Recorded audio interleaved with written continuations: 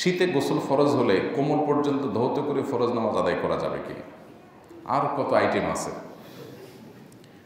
এর আগে প্রশ্ন পাইলাম যে শীতে গোসল ফরজ হলে তায়াম্মুম করা যাবে কি না, গোসল না করে নামাজ পড়া যাবে কি না, এখন হলো কোমর পর্যন্ত ধোয়া যাবে কি না, কদিন পর বলবেন যে আঙ্গুলটা ধুলে হবে কি না।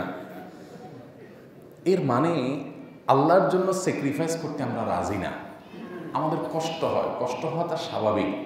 মানুষ কষ্ট কখন করে? যখন মিষ্টি পাবে সে আশা থাকে, তখন তো কষ্ট করে।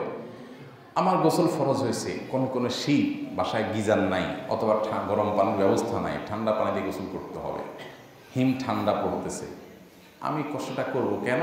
কারণ এই কষ্ট করলে আমি বিনিময় জান্নাত পাবো, অনন্ত অসীমকালের সুখের ঠিকানা আমার জন্য বরাদ্দ হবে। আপনাকে যদি বলা হয় যে আপনার জীবনে যতবার গোসল ফরজ হবে ততবার আপনি একেবারে বিলের যে ঠান্ডা পানি আছে বা কচুরি পানার যে পুকুর থাকে, এরকম পুকুরের যে ঠান্ডা পানি, এটা করে বরফের মতো ঠান্ডা থাকে, ওখানে একটা ডুব দিয়ে আসবেন। আচ্ছা, গোসল ফরজ টরজ না, আপনি টানা 2 মাস শীতের সময় প্রতিদিন ভোর 3টা বাজে উঠে একটা করে ডুব দিয়ে আসবেন। বিনিময় কী হবে? বিনিময় আপনাকে 10 কোটি টাকা দেওয়া হবে। এই অফার নিবেন না এমন কে কে আছেন? সবাই নেব, আমি তো নিব। আর 10 কোটি টাকা যদি 30টা ডুব দিয়ে পাওয়া যায়, ঠান্ডা একটু লাগলে না হলে অ্যালার্জির ডাক্তার দেখায় নিন, কি হবে? হ্যাঁ, 30 টাকা 200 ডুব দিতে রাজি আছে, কি বলেন? তো কারণ আপনি 1 কোটি দিলে রাজি, আরেকজনে যে বলতেছে 1 কোটি দিলে রাজি, 10 কোটি লাগবে না। আপনি তো 1 কোটি, অনেকে বললো 5 লাখ দিলে রাজি। ভাই, আমার কাছে 5 লাখ আপনার 1 কোটির সমান।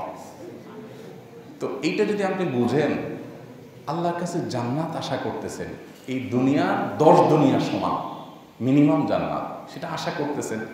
আর শীতের সময় গোসল না করে বলতেছেন কোমর বন্ধ ধুই, আঙ্গুলটা ধুই, তৈমম করি, ডানায় বানায় করতেছেন, আর আশা করতেছেন কি?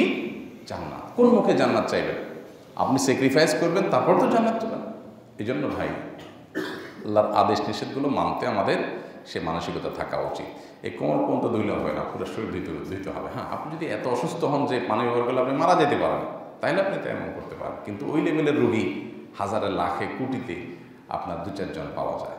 আর আজকাল বিশেষ করে গিজার আছে, ফ্লাক্স আছে, ফ্লাস্কে আপনি গরম পানি রাখতে পারেন, ফ্লাস্কে গরম পানি রেখে আপনি মিশিয়ে গোসল করেন, কত বুদ্ধি আছে।